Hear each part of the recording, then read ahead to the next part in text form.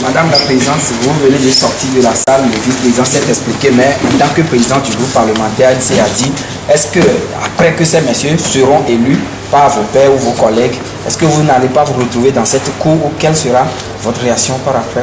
D'abord, je voudrais faire une mise au point. Je fais bien les déclarations du vice-président Patrick Lawson, collègue député à l'Assemblée nationale.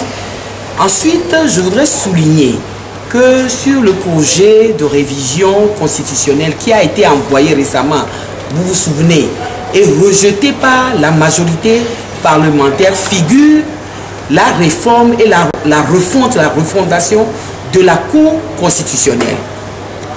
Ces réformes-là n'ont pas été faites non plus, parce que nous estimons que cette Cour-là, tant dans sa composition que dans son mode de désignation, que dans le mode de direction de la tête, c'est-à-dire que en principe, actuellement, dans la Constitution actuelle, le président de la Cour constitutionnelle est nommé par le chef de l'État, alors que la réforme devait le faire nommer par ses pairs. Et donc ces réformes-là avaient été prises en compte dans le projet envoyé par le gouvernement. Et le fait que ces réformes-là ont été rejetées dans leur ensemble, ont fait que la réforme devant porter sur la Cour constitutionnelle n'a pas été réalisée.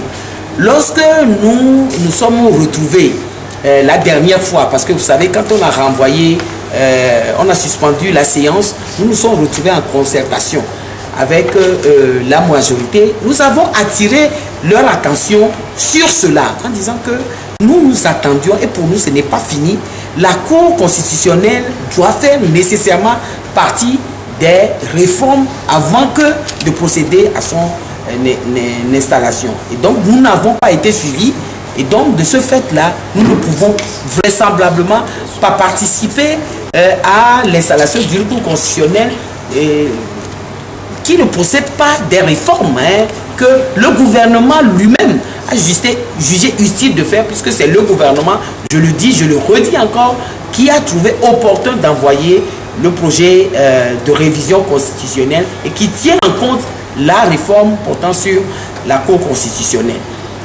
De ce fait-là, je dirais, et je répondrai à votre question en disant qu'il ne s'agit pas d'une question d'accepter ou de refuser la Cour constitutionnelle.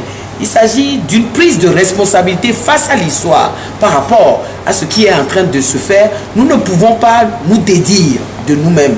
Nous avons dit, nous avons réclamé au FO, et vous savez, l'origine de la réclamation de ces réformes-là, c'est le président de l'ASC, M. Jean-Pierre Fabre, chef de file de l'opposition, qui a écrit au chef de l'État en attirant son attention sur les réformes. Et donc pour nous, ces réformes-là sont très importantes, et le passage en force que le pouvoir voudrait opérer aujourd'hui, forcément ne passera pas par nous.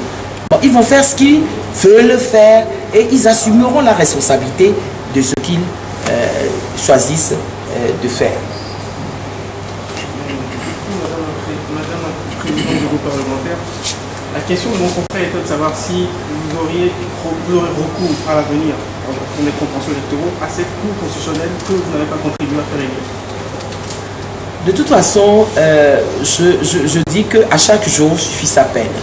Nous, et vous le savez très bien, au niveau de l'ANC et au niveau du groupe parlementaire ANC a dit, nous donnons nos positions au moment où ces positions-là sont nécessaires. Et pour aujourd'hui, nous vous avons donné notre position.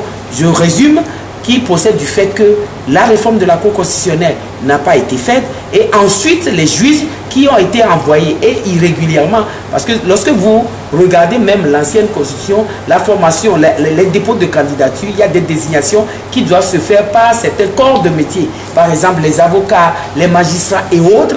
Nous n'avons pas participé à l'élaboration de la liste telle que cette liste-là nous est présentée aujourd'hui. Vous avez vu que dans la salle, un de nos collègues de l'opposition a posé le problème de la candidature en disant que la Constitution prévoit que ces personnes-là puissent bénéficier d'une probité, d'une compétence de juriste. Et au jour d'aujourd'hui, on nous demande de voter pour des gens que nous ne connaissons pas, dont nous ne connaissons pas le cursus. Nous ne savons pas s'ils sont des juristes avérés, nous ne savons pas s'ils ont la compétence pouvoir travailler valablement à la Cour constitutionnelle, puisque les dossiers tels que c'est le curriculum vitae, les diplômes et tout le reste ne nous ont pas été donnés.